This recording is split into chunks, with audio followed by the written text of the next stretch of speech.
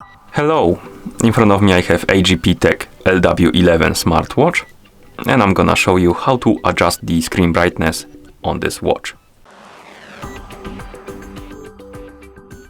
First we need to wake up the screen on our watch, and you can do it by pressing the side button.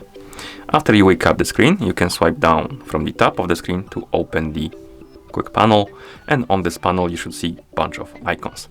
One of them should look like the sun.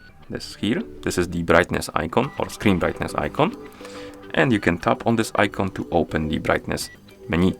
And here we can adjust the screen brightness by tapping on the plus and minus buttons.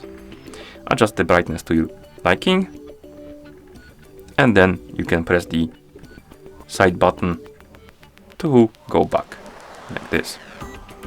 And that's how you adjust the screen brightness on this watch. Thank you for watching. If you found this video helpful, please consider subscribing to our channel and leaving the like on the video.